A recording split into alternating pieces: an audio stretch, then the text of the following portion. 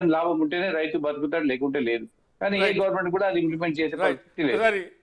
Right. Solanki Srinivas గారు, ఇందాక టెక్నికల్గా ప్రాబ్లం వచ్చింది. సోలంకి శ్రీనివాస్ గారు, అంటే ధాన్యం కొనుగోలు విషయంలో ప్రతి సంవత్సరం కొద్దిగో గొప్ప తేడాతోనో ఇలాంటి అకాల వర్షాలు వాళ్ళకు ఆరబెట్టుకోవటం, వర్షాలు రావటం, కొట్టుకోపోవటం, లేదు తడిసిన ధాన్యానికి తక్కువ ధర, లేకుంటే అసలు కొనకపోవటమో, లేకుంటే తరుగు పేరుతో 6 కిలోలు 7 కిలోలు కింటాకి తీసేయడంతో నష్టపోతున్నామని ఈ రకమైనటువంటి దళారీ వ్యవస్థ, లేకుంటే మిల్లర్ల వ్యవస్థ ప్రతిసారి ఇది ఒక ఇష్యూ. ఒక ప్రభుత్వంలో ఎక్కువ, ప్రభుత్వంలో తక్కువ అనేటువంటి సమస్య. దీనికి ఏంటి అసలు? సార్ పివి గారు, అందుకనే గతంలో కేంద్ర ప్రభుత్వము 3 చట్టాలను తీసుకొని వచ్చింది. ఇటువంటి విపత్కరమైనటువంటి పరిస్థితులను ఎదుర్కోవడానికే, దాన్ని ఓవర్కమ్ చేయడానికి మీరు అడిగినటువంటి ప్రశ్నను ఆ ప్రశ్నకు ఓవర్కమ్ చేయడం కోసమే కేంద్ర ప్రభుత్వం 3 అద్భుతమైనటువంటి చట్టాలను తీసుకొస్తే దాన్ని ఈ రోజు ఈ అధికారంలో ఉన్నటువంటి కాంగ్రెస్ పార్టీ రోడ్డు మీదకి ఎక్కింది. ఆ రోజు అధికారంలో ఉన్నటువంటి టీఆర్ఎస్ పార్టీ రోడ్డుకి ఎక్కింది.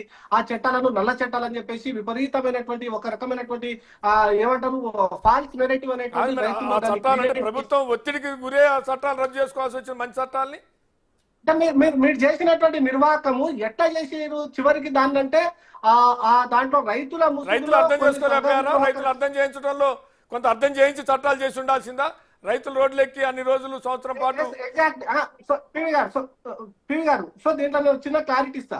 సో మీరు అన్నట్టుగా కొంత రైతులను మేము అర్థం చేయించాల్సినటువంటి అవసరం ఉండేనేమో, నేను దాన్ని కాదనలేను.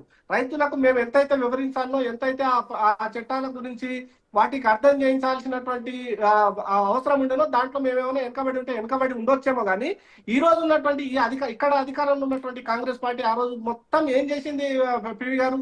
దేశం మొత్తంలో ఆ రైతుల ముసుగులో కొంతమంది సంఘ విద్రోహకర శక్తులను ఉసిగొల్పడము, దేశం మీద ఒక దాడి చేయించడము, అనవసరమైనటువంటి లేనటువంటి సంఘటనలను ప్రేరేపించడం చేసేసి అసలు మొత్తం ఒక శాంతి భద్రతలకే విఘాతం కలిగే దిశగా ఆ రోజు కాంగ్రెస్ పార్టీ ఆ పాపం మూట కట్టుకున్నది కదా.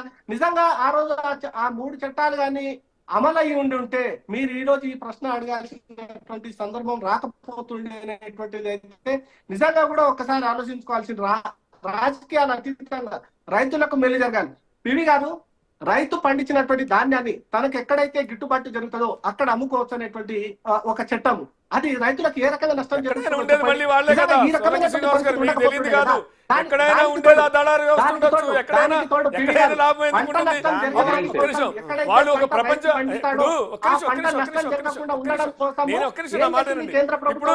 ఇంతకుముందు ఏ మార్కెట్ కా మార్కెట్ కి దగ్గర రింగ్ ఏర్పడేది, ఇప్పుడు దేశవ్యాప్తంగా రింగ్ ఏర్పడాల్సి వస్తుంది. అంతే తప్ప మార్పే క్రియేట్ చేయించి అసలు ఆ ఫసల్ బీమా అనేటువంటి ఇప్పుడు మార్కెట్ వేసుకుంటే అక్కడ మార్కెట్ వ్యాపారస్తులు ఒక రింగ్ ఏర్పడి ఇంతకే కొందాం అనుకుంటారు. జిల్లాని యూనిట్ గా చేయాలి, లేదు రాష్ట్రం దేశం యూనిట్ గా అవుతుంది. పరిస్థితే ఉన్నట్లయితే ఎవరైతే రైతులు నష్టపోయేటువంటి పరిస్థితులు ఉన్నాయో అక్కడ నష్టపోతున్నా దానికి నివారణ చర్యగా మళ్ళీ మీ దగ్గరికి వస్తే ఇదే పాయింట్ అడుగుదాం. నిజంగా చట్టాలు తెస్తే రైతులకు మేలు జరిగి ఉండేదా? ఇట్లాంటి పరిణామాలు ఉండేవి కాదా? ఒక్క నిమిషం సోలం గారు వస్తాం మీ దగ్గరికి. అర్థమైంది మీ ప్రశ్న, అర్థమైంది మీ ప్రశ్న, అర్థమైంది. రైట్ రాకేష్ గారు, మీ ప్రశ్న అర్థమైంది. నల్ల చట్టాలు 3 తెచ్చినప్పుడు ఆ చట్టాలను వెనక్కి తీసుకున్నప్పుడు సమాజం మొత్తానికి సారీ చెప్పి ప్రధానమంత్రి గారు వెనక్కి తీసుకున్న నెంబర్ 1. ఆ 3 చట్టాల్లో ఎక్కడన్నా ఎంఎస్పీకి దానికి ఒక యాక్ట్ తీసుకురావడం, ఎంఎస్పీకి సపోర్టింగ్ గా కేంద్రం అబ్జర్వేషన్, రాష్ట్రాల అబ్జర్వేషన్ ఎక్కడన్నా ఏర్పాటు చేశారా? నెంబర్ 1. నెంబర్ 2, ఇక్కడ ఆ చట్టాలను వెనక్కి తీసుకున్నప్పుడు మరి గౌరవ ప్రధానమంత్రి గారు దేశం మొత్తానికి, రైతాంగాన్ని మొత్తానికి సారీ ఎందుకు చెప్పిండు? అంటే బీజేపీ కరెక్టే సార్. 21 రాష్ట్రాల్లో ఆ ప్రభుత్వం ఉండి మేము రైతులను రెచ్చగొట్టడం ఏంటి సార్? మేము అడిగింది ఈ రోజు కూడా అడుగుతుంది రైతులందరూ ఎంఎస్పీకి చట్టబద్ధత కల్పించమని అడిగిర్రు, కల్పించిర్రా ఎక్కడన్నా? అండ్ నెక్స్ట్ సరే ఇవన్నీ పక్కన పెడదాం. ఈరోజు వడ్లకు బియ్యానికి డిమాండ్ ఉంది, నూకలకు డిమాండ్ ఉంది, గోధుమలకు డిమాండ్ ఉంది, గోధుమ పిండికి డిమాండ్ ఉంది. మరి బ్యాన్ ఎందుకు చేసిర్రు భారతదేశ ప్రభుత్వం? అంటే దాన్ని ఎవరికి ఇద్దామని బ్యాన్ చేసిర్రు? అంటే ఓన్లీ వ్యాపార సంస్థలే బయటకు అమ్ముకోవచ్చు, వేరే వాళ్ళు ఎవరు అమ్మొద్దనా?